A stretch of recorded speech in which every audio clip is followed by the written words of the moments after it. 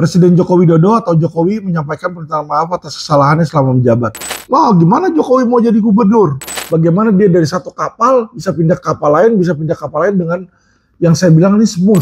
Mau nggak mau, suka nggak suka, dia kepala negara kita. Kelihatannya grup-grup keras itu, garis keras akan melakukan revolusi atau melakukan pemberontakan katanya, ya. Halo teman-teman, kembali dengan saya Alvin Lim di channel Quotient TV, teman-teman. Jadi teman-teman, ini sudah masuk bulan Agustus dan 2 bulan lagi kurang lebih masa pemerintahan Presiden Jokowi akan berakhir, teman-teman, ya. Dan Presiden Jokowi ini, presiden kita ini, presiden saya juga sudah menjabat selama 2 periode. Nah, hari ini tanggal 1 Agustus ini ada berita judulnya sangat menarik, teman-teman. Yang berjudul Jokowi minta maaf atas kesalahan selama menjabat presiden. Ya. Jadi hal inilah yang kadang disebut sebagai basa-basi, ya teman-teman. Ya. Kenapa saya bilang basa-basi? Ya kalau memang benar dia ada kesalahan yang nyata, yang dibuktikan secara hukum kan udah pasti beliau diadili. Tapi ini enggak kan. Jadi dia cuma basa-basi aja. Sebenarnya yang dia mau lakukan ini bukan minta maaf, tetapi pamit, teman-teman, ya. Jadi kalau lihat, ini adalah sebuah gestur yang baik terhadap presiden kita, ya, yang perlu kita hargai. Dia mungkin tahu dan dia sadar kalau menurut dia nggak ada salah, tapi dia minta maaf. Nah, itu adalah seorang negarawan. Kalau menurut saya ini adalah seorang yang baik di sini, teman-teman, ya. Kita baca. Presiden Joko Widodo atau Jokowi menyampaikan permintaan maaf atas kesalahannya selama menjabat. Kepala negara mengingatkan bahwa dia hanya manusia biasa, menyampaikan momen dalam momen zikir kebangsaan di Istana Merdeka, Jakarta, 1 Agustus. Saya dan Kiai Haji Muhammad Arif Ma'ruf Amin ingin mohon maaf segala dalam-dalamnya atas segala salah dan khilaf selama ini, khususnya menjalankan amanah sebagai presiden dan wakil presiden. Kami tidak mungkin memenuhi harapan semua pihak. Saya tidak sempurna, saya manusia biasa, kemampuan itu hanya milik Allah, kata Jokowi yang naik ke tampuk kekuasaan sejak 2014. Dalam kesempatan yang sama, Jokowi menekankan bahwa Indonesia terus bertumbuh walau di tengah krisis hingga ketidakpastian ekonomi global yang melanda dunia, ya. Dan ex-wali kota Solo ini menyerukan persatuan. Oke, teman-teman. Ini berita tampil di Tempo, ya, teman-teman, ya. Jadi kalau kita lihat di sini, apa nih yang bisa kita bicara tentang Presiden Jokowi, ya? Kalau saya flashback apa yang sudah dilakukan Presiden Jokowi, sebenarnya sudah banyak yang dilakukan, dan beliau ini kita mau akui atau nggak akui, ya. Kalau saya melihat bahwa dia ini adalah politisi yang ulung. Ya, kenapa? Kenapa menurut saya dia politisi yang ulung, ya? Dia ini bisa gonta-ganti kubu dengan mudah loh, teman-teman, ya. Itu nggak gampang. Dan beliau ini bukanlah ketua umum partai. Dan beliau ini bukan anggota partai tertentu. Teman-teman tahu kalau perjalanan Presiden Jokowi itu dulu dari wali kota Solo, itu dia mau jadi gubernur di Jakarta. Itu ketika mau jadi gubernur banyak yang menentang dia, teman-teman, ya. Banyak yang menentang.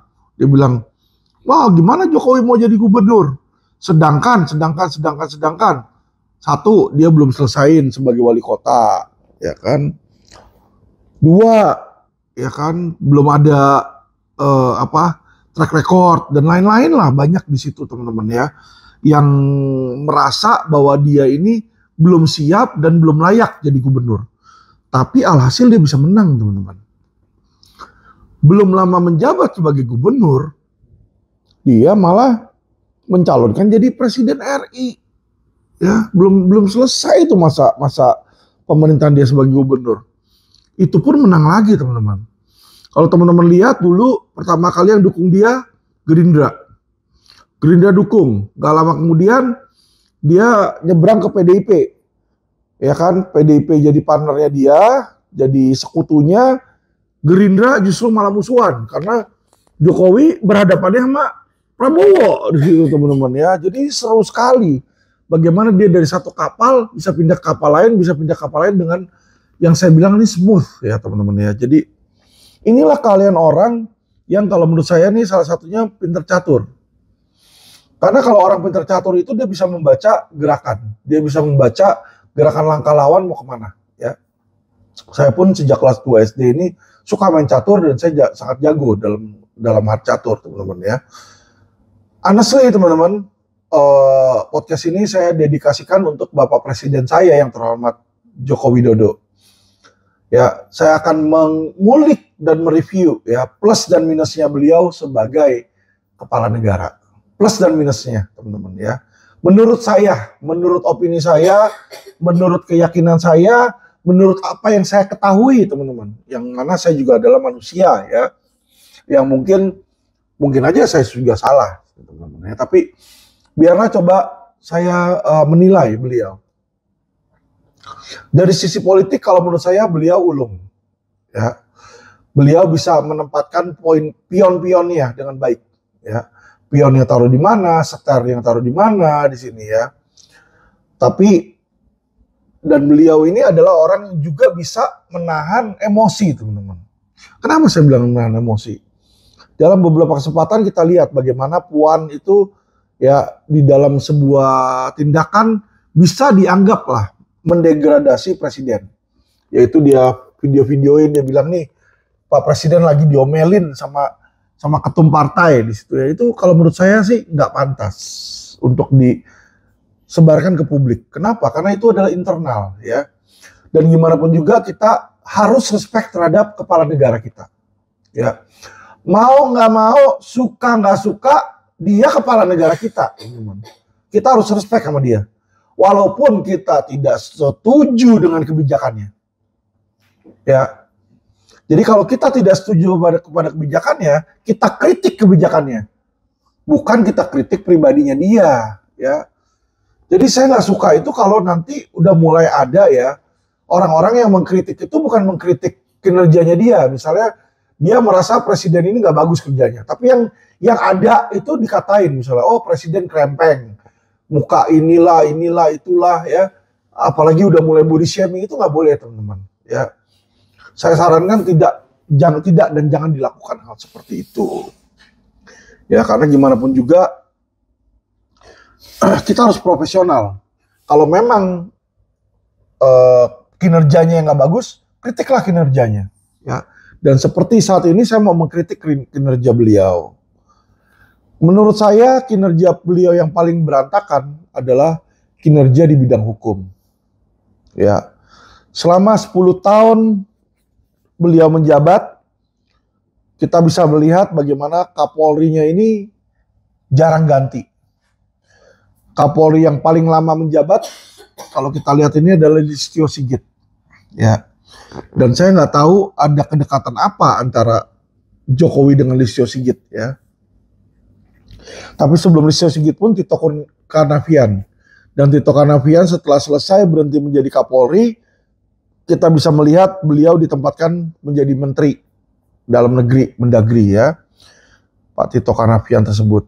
Jadi saya melihat bagaimana di dalam pemerintahan Jokowi ini benteng dia yang kuat itu adalah kepolisian, teman-teman. Ya. Kita sadarin atau enggak, benteng dia yang kuat itu adalah kepolisian. Satu. Kedua, teman-teman, ya di masa-masa awal pemerintahan dia sangat dekat dengan ratunya. Siapa ratunya dia? Bukan Iriana Jokowi, bukan. Tapi ratunya adalah Megawati. Ya. Jadi awal-awal nih ya, mereka sangat dekat sampai pada posisi yang kedua, teman-teman ya.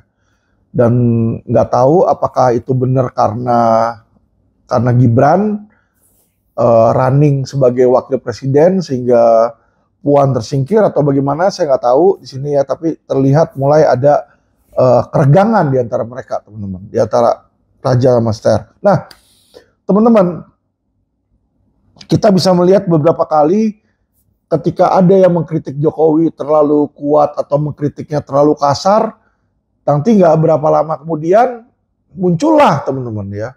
Muncullah apa, teman-teman? Muncullah kasus-kasus hukum. Jadi kalau kita lihat contohnya, siapa? Hasto. Teman-teman lihat Hasto, bagaimana Hasto itu dihajar, teman-teman. Bagaimana Hasto itu ketika dia berbicara vokal tentang Jokowi, nggak berapa lama kemudian tiba-tiba KPK manggil, di situ ya. Terus bukan cuma KPK, teman-teman. Ya kalau kita lihat bukan hanya kasus ini, ada juga kasus-kasus lainnya. Yaitu kasus apa, teman-teman? Yaitu kasus Aiman. Aiman juga waktu itu berbicara agak vokal, nggak berapa lama dipanggil sama Polda Metro Jaya ya teman-teman ya. Jadi ya tentu saja balik lagi ini dugaan ya. Jadi sesuai dengan asas praduga saya melihat kemungkinan ini ada hubungannya dengan hal-hal tersebut teman-teman. Nah di dalam pemerintahan Jokowi juga selain itu ya ada juga kita bisa melihat banyaknya maraknya mafia hukum. Mafia hukum makin banyak, terutama mafia tanah dan mafia pertambangan. Itu makin gila sekarang teman-teman ya, makin gila sekali di situ ya. Ya memang bukan salah Jokowi secara keseluruhan ya, tetapi menurut saya beliau seharusnya bisa melakukan lebih banyak lagi hal yang baik dan berguna bagi negara ini, yang mungkin belum beliau lakukan ya. Ya mungkin kalau beliau harus minta maaf ya, beliau harus minta maaf terhadap penegakan hukum yang belum maksimal. Itu kalau menurut opini saya teman-teman ya. Kalau dalam bidang ekonomi, saya melihat sebenarnya Indonesia sudah lebih baik. Kenapa? Karena jujur saja teman-teman, situasi ekonomi di negara-negara luar itu lebih parah dari Indonesia. Ya, ada yang kelaparan di sana, ada yang ekonominya inflasinya tinggi sekali di situ teman-teman ya. Jadi teman-teman banyak sekali di sana di luar ini ya yang kasus-kasus hukumnya ini di mana ekonominya itu lebih buruk daripada apa yang terjadi di Indonesia. Bahkan banyak pengangguran, banyak homeless itu tidur-tidur di tengah jalan, terutama di Amerika juga teman-teman ya. Dan mereka pakai drug di sana ya. Jadi kita bersyukurlah. Ya saya juga bersyukur, saya juga berterima kasih kepada Bapak Presiden Jokowi.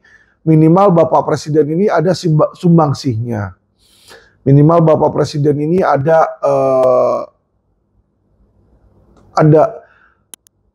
peran dan kontribusinya lah teman-teman ya di Indonesia di dalam bidang ekonomi ini. Karena saya lihat ekonomi kita bagus juga dari penerimaan pajak ya dari Sri Mulyani. Yang kurang dari bidang ekonomi ini mungkin kalau saya lihat adalah penumpukan hutang yang sangat besar.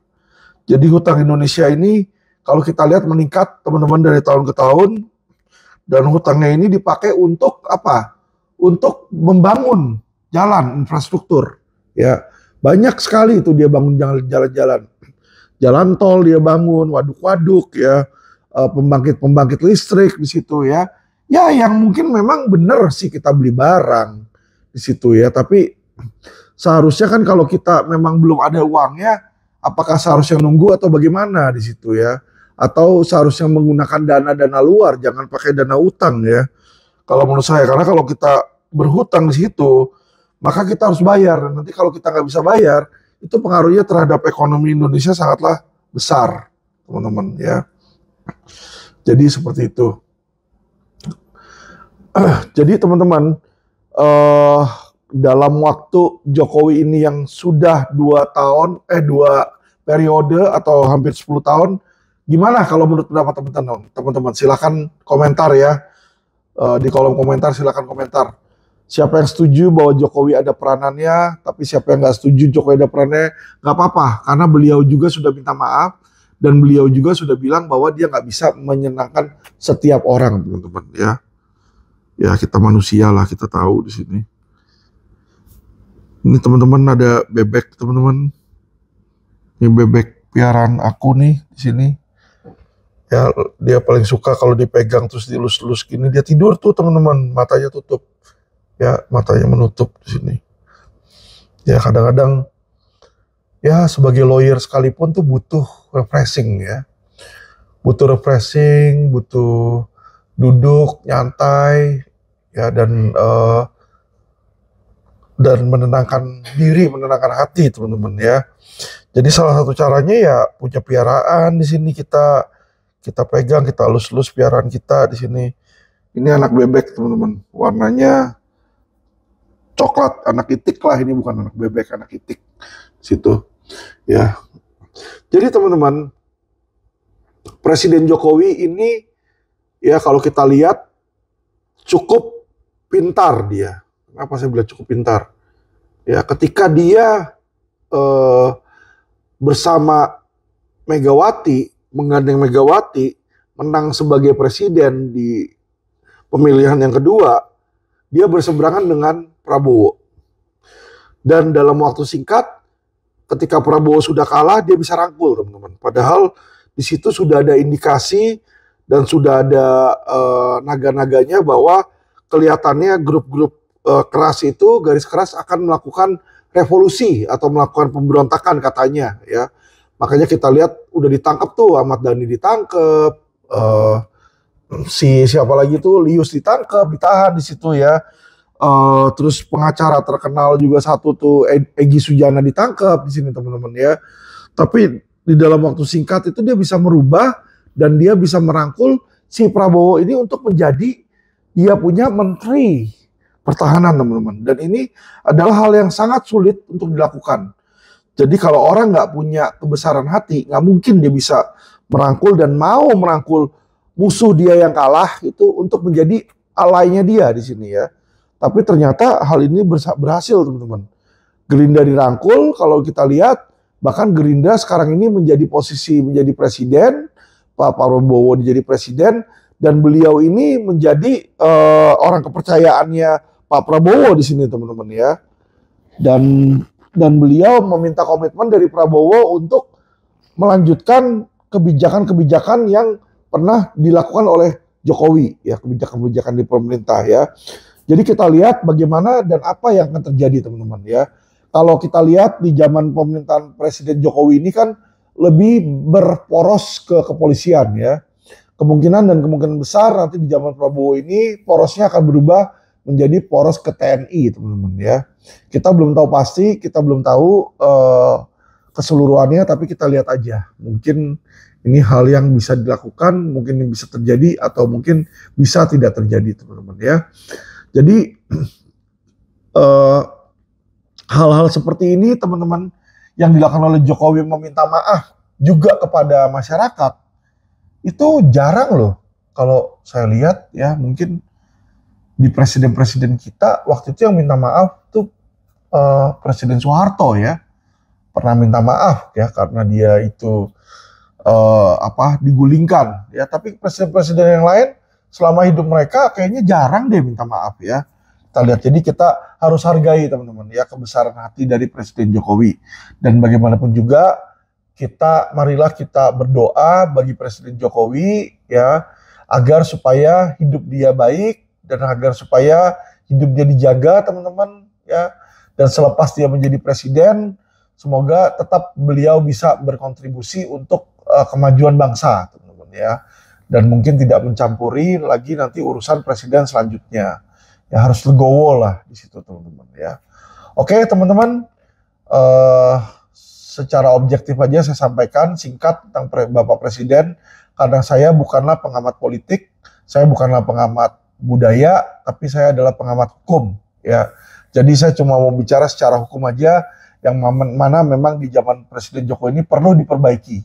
Dan kelihatannya di zaman Prabowo ini saya nggak tahu, masih belum tahu apakah bisa ada perbaikan atau enggak ya. Tapi kita selalu berharap yang terbaik, walaupun kita siap-siap untuk mendapatkan yang terburuk. Oke, terima kasih teman-teman dan salam cerdas hukum.